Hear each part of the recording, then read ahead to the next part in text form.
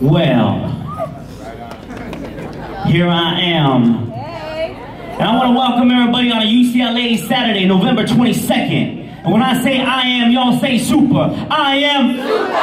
And when I say I am, y'all say powerful. I am powerful. And when I say I am, y'all say I am great. I am great. Every day. And the last thing I want to say, because it's a special word to me.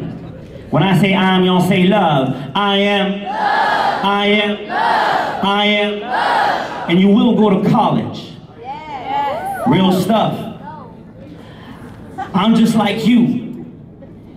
And my dream when I was in your shoes was to become the teacher I never had. Did I know what that journey would look like? No. Because I grew up skateboarding. I grew up rapping.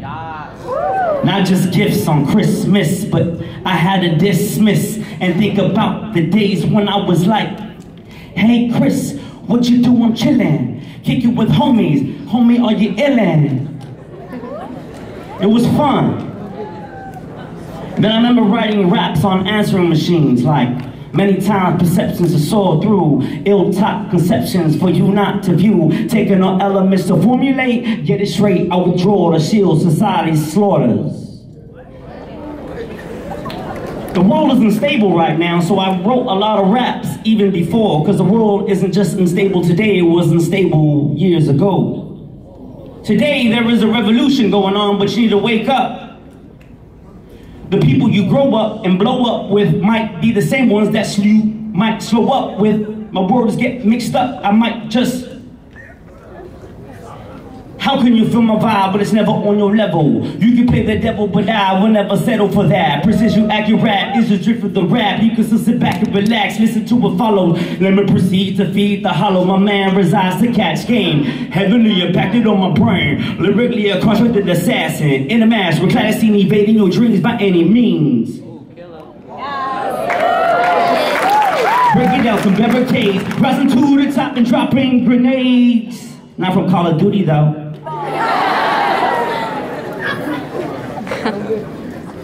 I use words to not be sad. Because when I was growing up, I had a lot of bad weeks. There's 52 weeks in a year. 365 days in a year, and trust.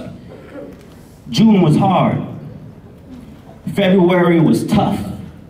But just like everyone in this room, we are tougher. July was a challenge. But then I took that hammer and busted up like a melon. I used a pen, not a gun, because I didn't want to be a felon. My homies on the side was selling Mary Jane, but today you got dispensaries. So competition is thick. You can't be slick. Know that college is the real trick to get ahead. Pull magic out of your hat. Boom, bap. At 14, I was rhyming with my man Will. I said, Will, I should be the 5th Black Eyed Pea. He said, yes, yes, yes, yes. But stay on your quest and go to school. And so I did that. I've always been a nerd, y'all. Word up. I never was a geek. That was a little bit too much. But I definitely do call Best Buy Geek Squad when I need some help on my HD. But at the end of the day, that's what you gotta understand. The 21st century needs to be better.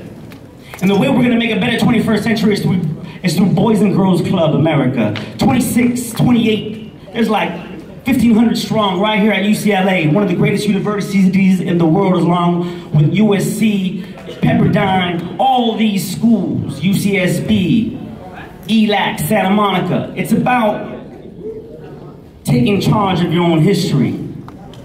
Knowing where you're going, but in order to know where you go, you gotta know where you were. And so, it's about doing it right. And so when I say the word next, I want y'all to say, cue it up, Ryan. Next. Cue it up, Ryan. Let's try that again. Next. Cue it up, Ryan. Because usually I would have a clicker, but today I don't, so when I say next, y'all gonna say, cue it up, Ryan, he's gonna change the slide. I have about 10 minutes to share my story, and my story starts in 1980 with Cosby. That probably isn't the right name, but I wanted to use it because it's sexy.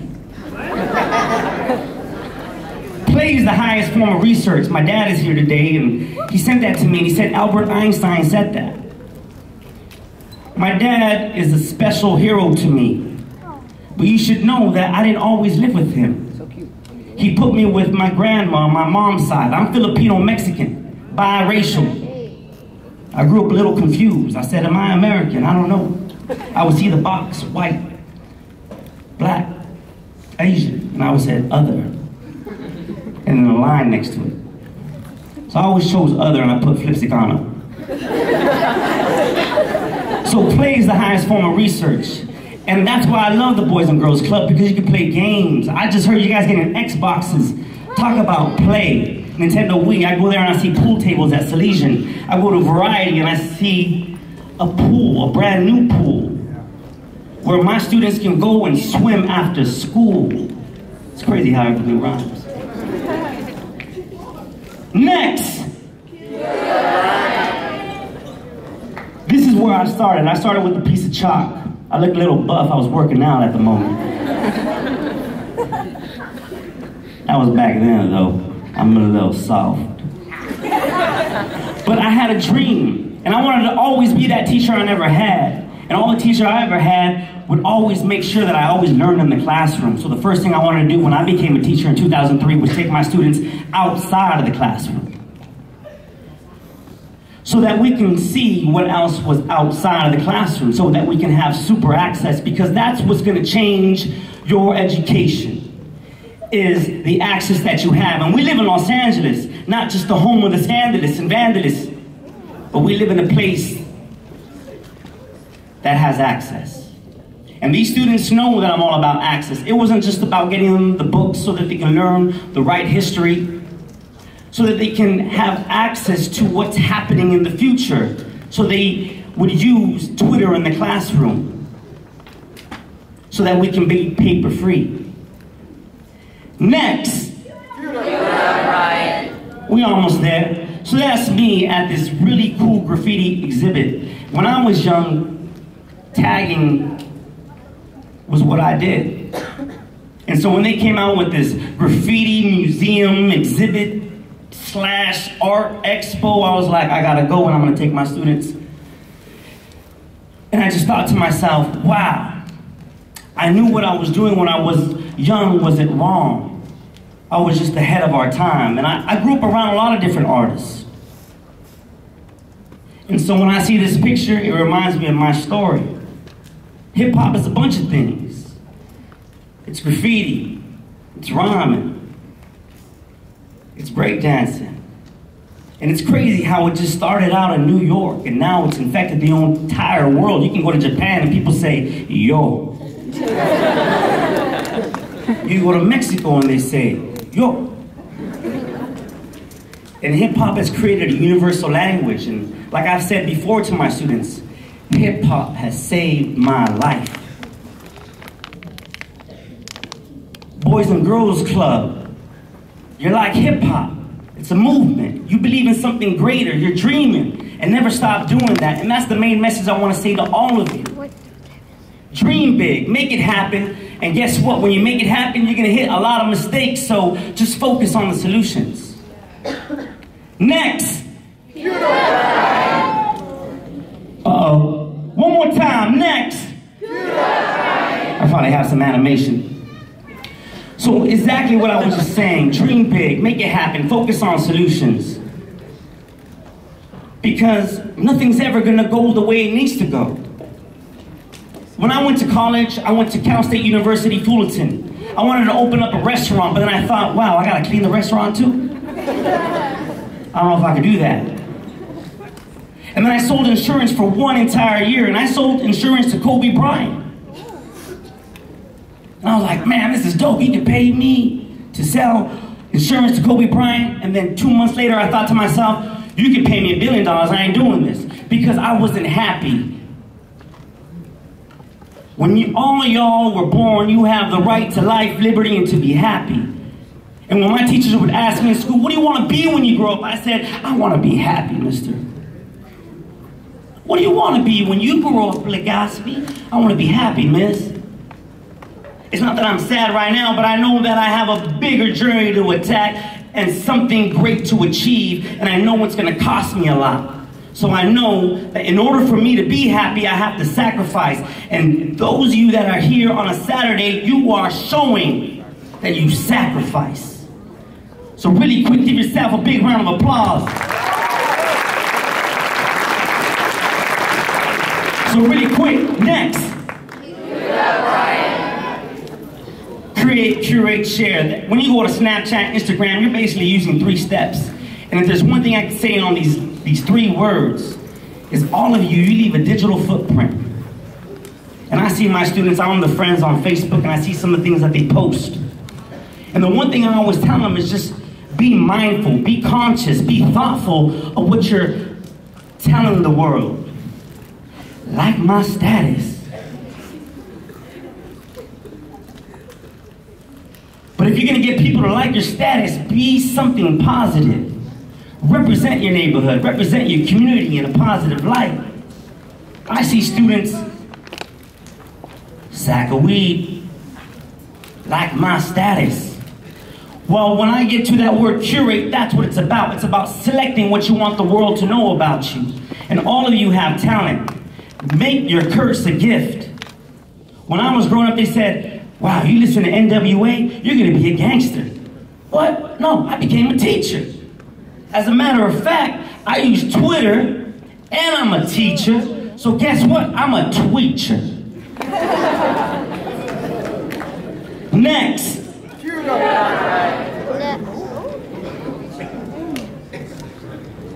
This is one of my favorite pictures of all time. We have these dance battles going on in Costello Park. They say Costello Park is one of the most dangerous neighborhoods. You have gangs within junctions, meaning these gangsters can't even hang out with other people in their gang because right away they'll just be locked up. And I said, you know what? Food and music. Food and music is what's going to calm us. Just give people something to do, and we will make sure that we will take it to the next level. I know that all of you, when people take you seriously, you love it. I know when I was growing up, when people took me seriously, I was delighted. And what we see here is a picture of an entire community taken seriously. Because before, the mindset was, on this community you have a rival gang, and on this other side you have another rival gang. Therefore, you can't do anything. But we proved them wrong. We showed them if you create real change, you can bring people together, because at the end of the day, yes, I'm Filipino, yes, I'm Mexican, but what I tell people is I'm from Earth. Where you from? I'm from Earth. Where you from? I'm from Earth. Next. This one year I took 35 field trips because I told you I wanted to be the teacher I never had. And when I was in middle school and even when I was in high school, I went like on 0 field trips. But that's why you guys go to Boys and Girls Club, because you go places. And my mom said if it's free, take 2. So Boys and Girls Club, they give you an Xbox for free. Take 2.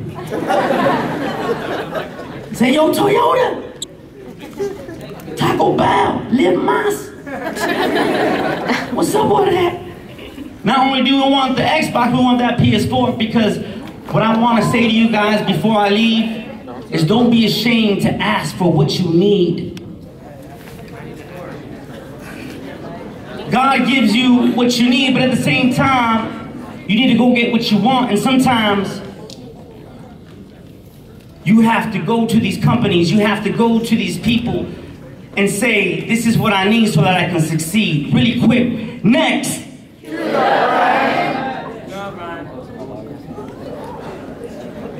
You are the sweetest. You are the sweetest. You are the sweetest. You are the sweetest. Sweetest girl I know around. I know that you're down. You make me feel like I've been all around. I just wanna make you mine.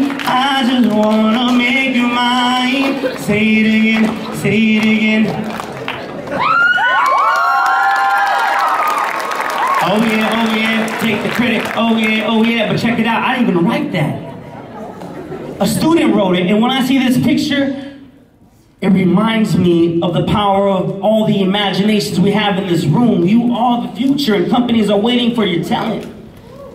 They're like Willy Wonka in the chocolate factory. They're like, I need Charlie. Who's gonna take my spot? Because what's so important to America is knowledge retention. And there's so much knowledge in this room. And they're waiting for your new ideas to say, this is where Facebook needs to go. If not, Facebook, you're whack. You need to do this. I know in this room, Los Angeles, whether you're in Carson, San Pedro, wherever you are, don't just be a consumer, be a producer. Produce the next thing. Wake up. So when I say next, y'all know what to say. Next. This is Fatima.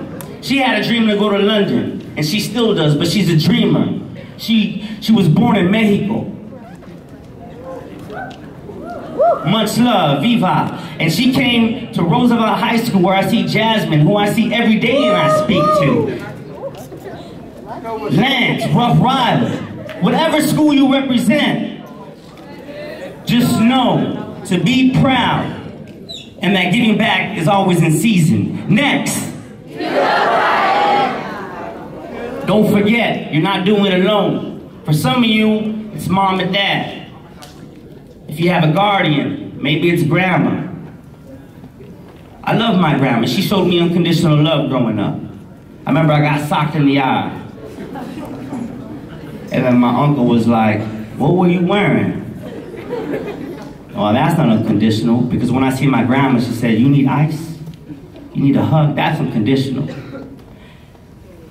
You can't do it alone, guys. If you're gonna bear the pain that life throws at you, you need people around you. And if you think you're doing it alone, snap out of that. Because there's people around you that want to support your journey, and they believe in something greater than you. And there's people that are around you that see something you don't even see when you look in the mirror. You look in the mirror and you just see, damn, I got this pimple. Oh my God, I got a cold sore. I didn't kiss nobody.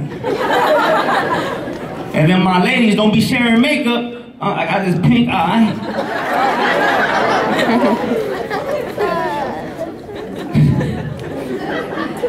I ain't going sorry for that. But just know that you got your family to support everything you do. And I just want to go over a couple more slides and bring it to an end, because you guys got a great day packed up, slammed up for all of you. So next, do something different. What I did at Roosevelt was I started a robotics team because they had football. They had the water polo. And I said, yo, man, we 21st century. I hear the military needs some new robots. Well, guess this. I want to get a team out of Roosevelt to start making those robots, because I know at Roosevelt, not only do we have some of the greatest athletes, but we have some of the greatest minds. And not only can you play varsity sports with your body, but you can play varsity sports with your mind and your intellect. And that's why I love robots. Next.